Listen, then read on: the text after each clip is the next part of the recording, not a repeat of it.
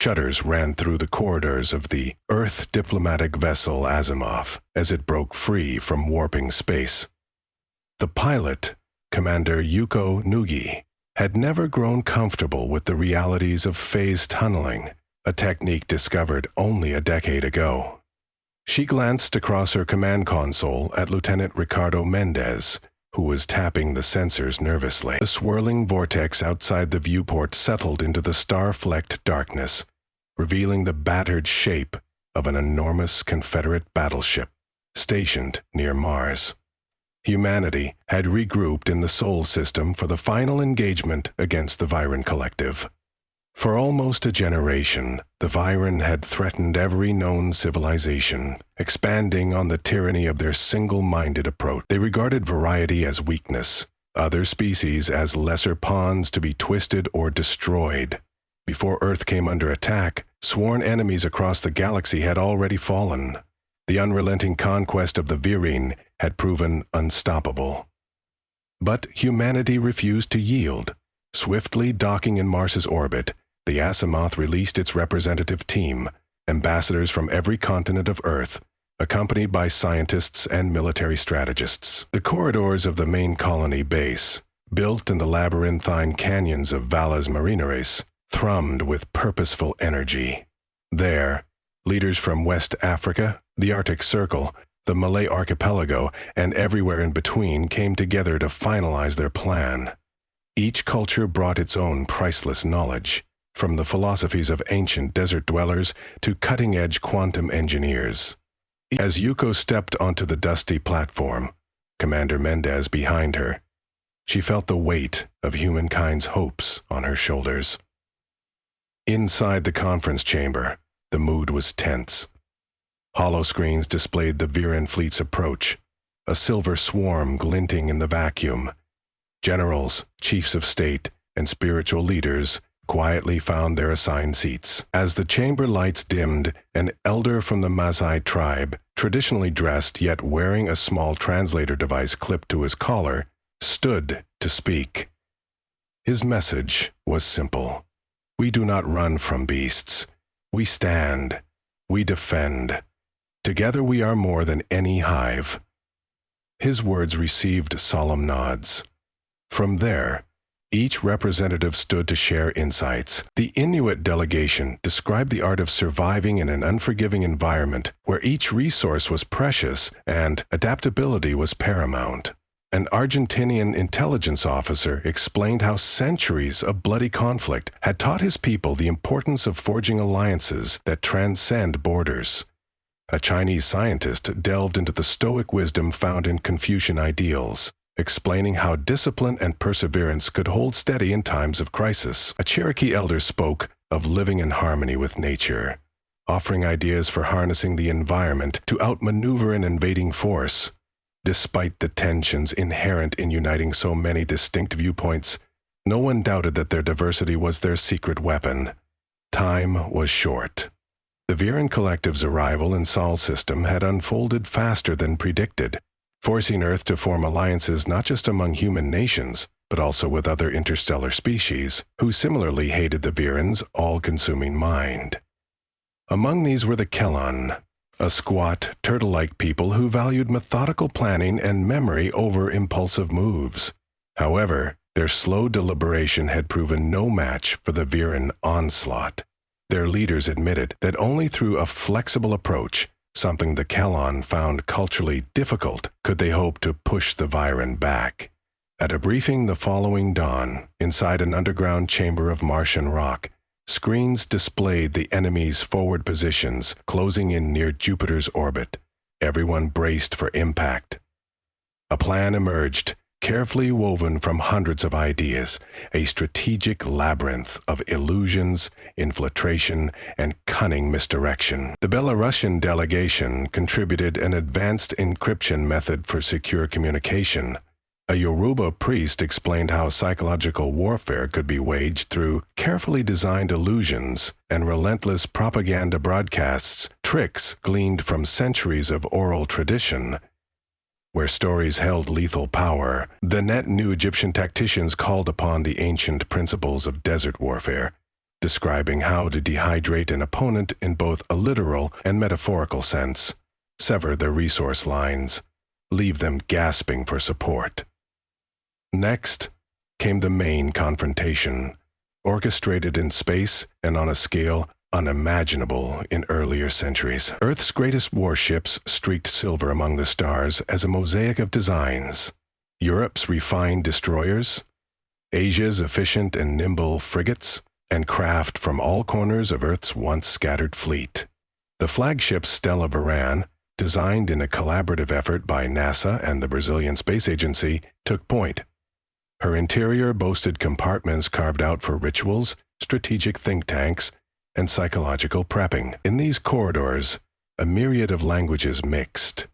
European space marines trained side by side with Kenyan Zero-G troopers, and the mess halls echoed with Celtic songs, followed by Bollywood tunes, forging a sense of unity in the face of crisis.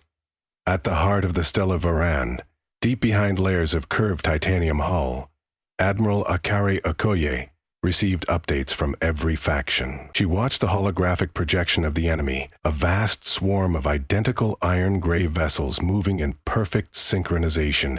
The Viren lacked individuality. Each ship was an extension of the same controlling intelligence.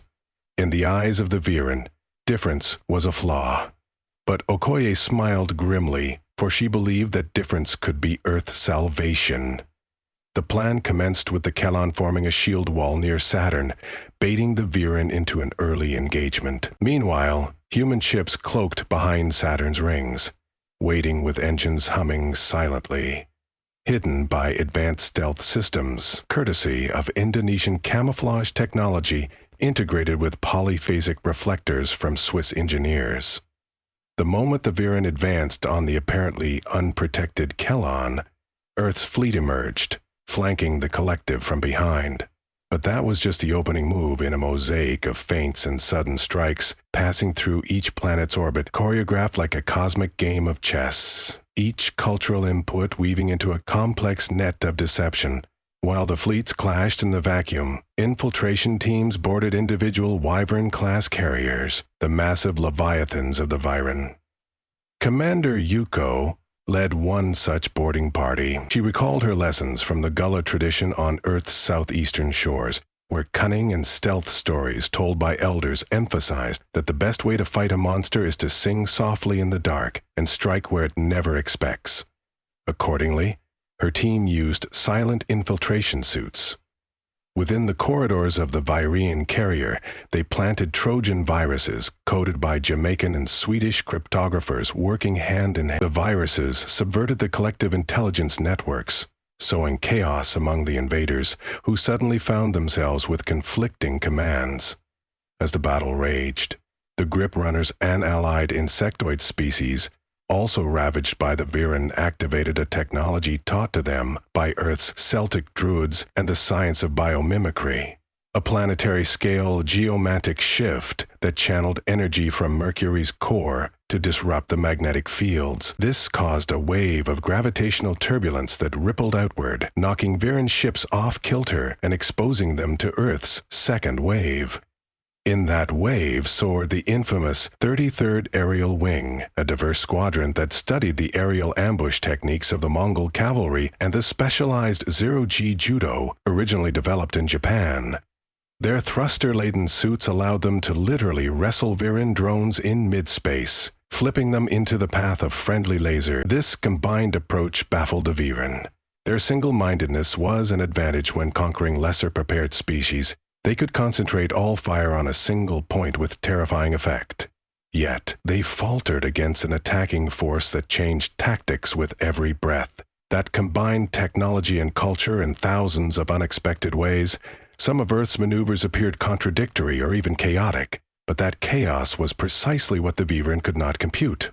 At any given moment, a Jamaican-coded virus might disable a battleship's shield, just as a wave of Patagonian-engineered drones launched from stealth behind an asteroid.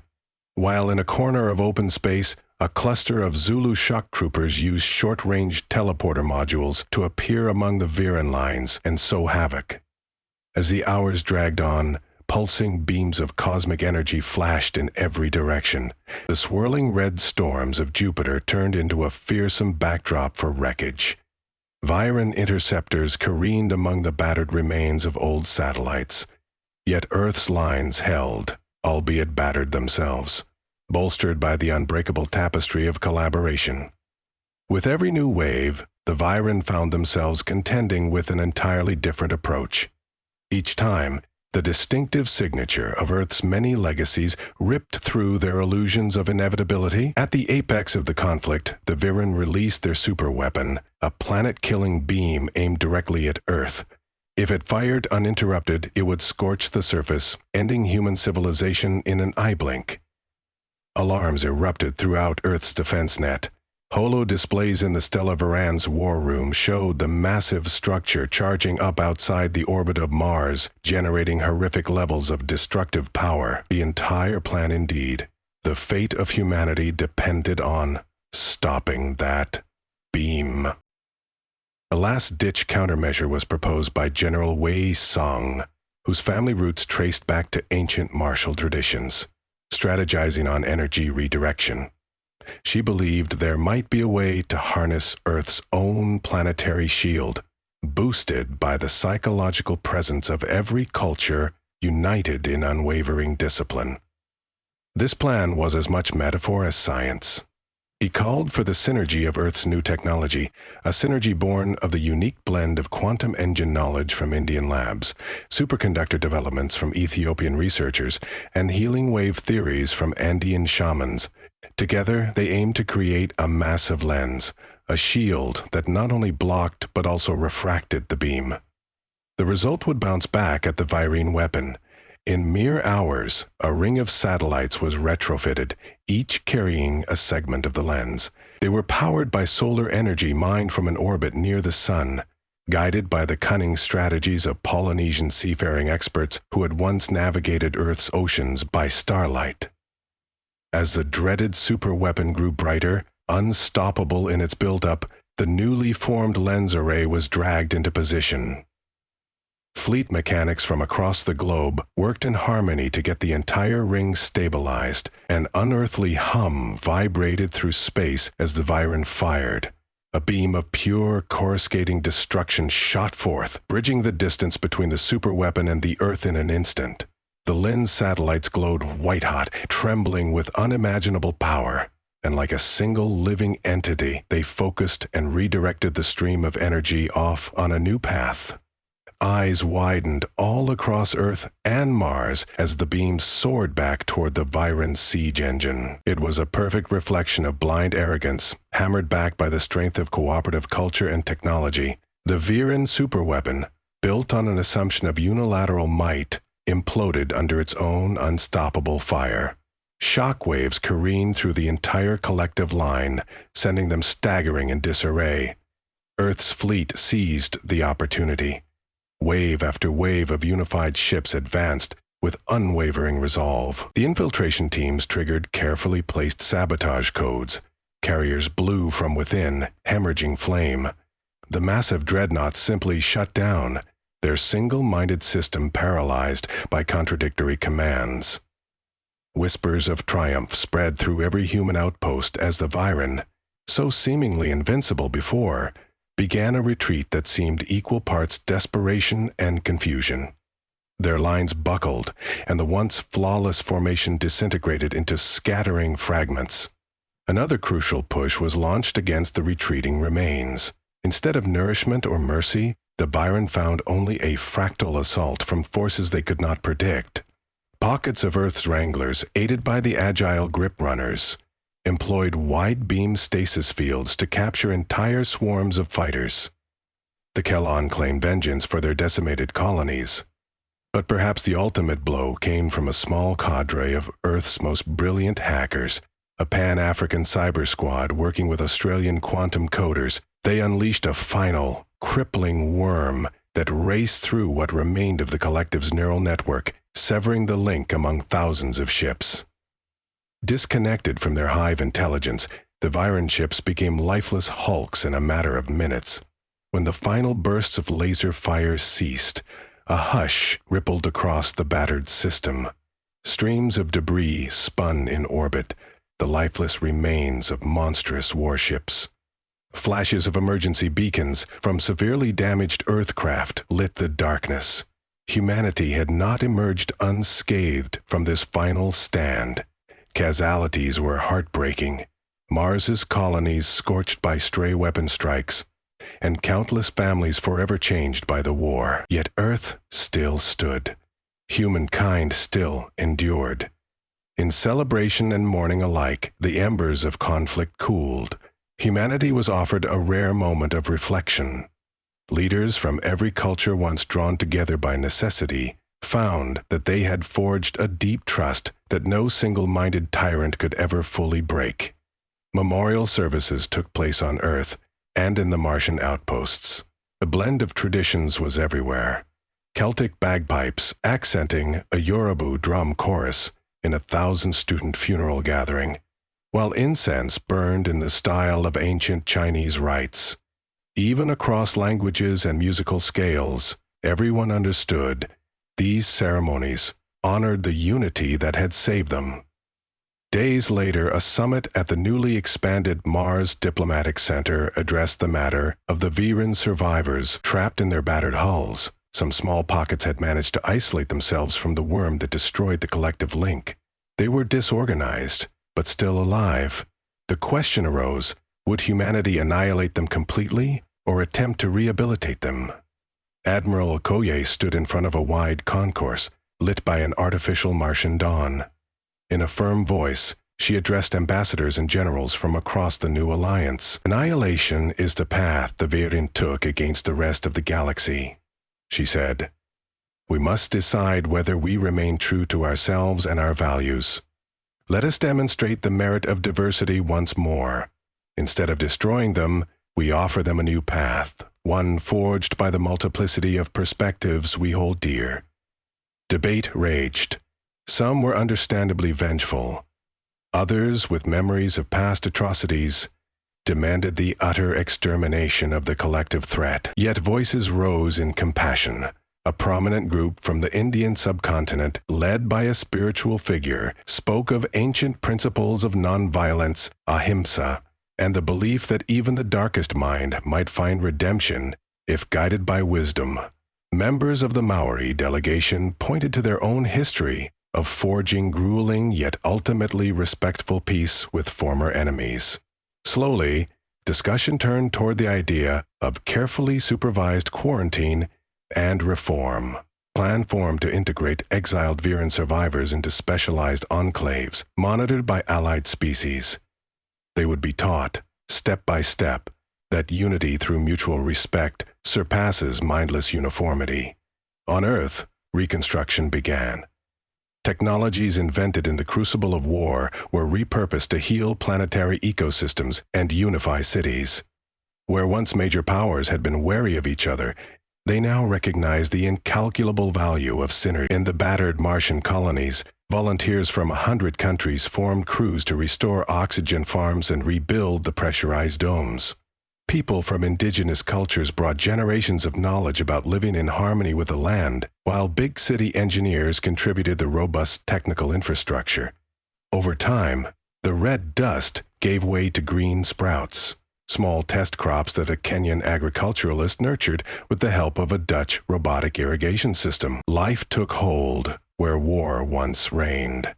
Meanwhile, lessons gleaned from the Viren infiltration were used to negotiate peace and trade with other wounded civilizations across the galaxy. As an ambassador, Commander Yuko spearheaded missions to distant star systems, seeking to provide insight where the Viren still lingered as a threat. Everywhere she went, she repeated the central conviction. It was possible to defy a single-minded invader by embracing the richness of culture. Diversity is the lifeblood of adaptation, she often declared in her speeches. When each of us sees the world differently, we uncover possibilities no single viewpoint can anticipate. Her starbound travels revealed that the name human now carried an aura of respect and even fear. among those with ill intent. The once divided species of Earth had proven it could become an unstoppable force by assembling its varied perspectives into a living tapestry, flexible enough to roll with cosmic punches, yet united enough to deliver a blow. It was a testament to Earth's capacity for reinvention. Even factions that had long refused to acknowledge each other now realized that the lines dividing them paled in comparison to the unstoppable force they formed together. Time passed. A generation who had never known a galaxy without the Viren menace grew up hearing tales of how the war was won. Children in schools on Earth, Mars, and across allied star stations learned songs in multiple languages from cultures that once seemed foreign to one another. They worked on group projects with classmates whose ancestors had lived on different continents. They came to see that differences in dance, food, or religion were no barrier. Instead, those very distinctions were the tesserae that gave the mosaic of human civilization its vibrant strength. In memory of the war, the newly built Unity Monument rose on the outskirts of the Sierra Terra-forming dome, a structure melding architectural styles of everything from spired minarets to stepped ziggurats and sleek glass arcs. Around this monument roamed delegates from the far corners of Earth, joined by travelers from allied species who marveled at the steadfastness of humankind. Within each corridor of the monument, holographic exhibits displayed the war's key moments: the formation of the Lens satellites, the infiltration teams planting viruses, the unstoppable wave of Earth's integrated fleet. Plaques bore the names of the fallen in 1,000 scripts, and visitors paused in silence to honor them. Night fell on Mars. The red planet's newly constructed dome glowed under artificial skies that projected stars above. Commander Yuko stood on an observation deck, her gaze far beyond the horizon. She spotted a glimmer, perhaps one of the satellites that had so recently saved Earth from certain doom. A warm breeze rustled her uniform, carrying the gentle hum of distant energy generators.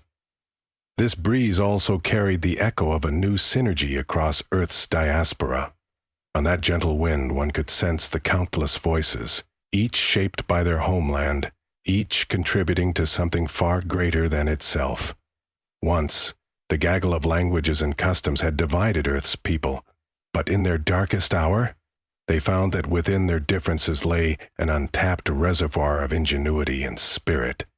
While the Viren had marched as an unstoppable horde, they were undone by the very creativity they had dismissed as weakness. That victory would forever stand as living proof: a tapestry is stronger than any uniform cloth. In that knowledge, humanity found not only a means to survive, but a beacon leading to a broader destiny, one shaped by awareness that real strength comes not from a single note, but from the resonance of many, fused in harmony. In the days that followed, reconstruction thrived.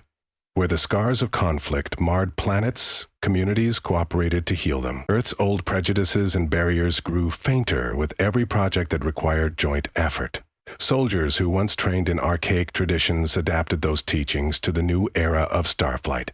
Farmers learned new seeds from each other's cultures, sowing them in post-war soil, symbolizing a future that was inherently hybridized.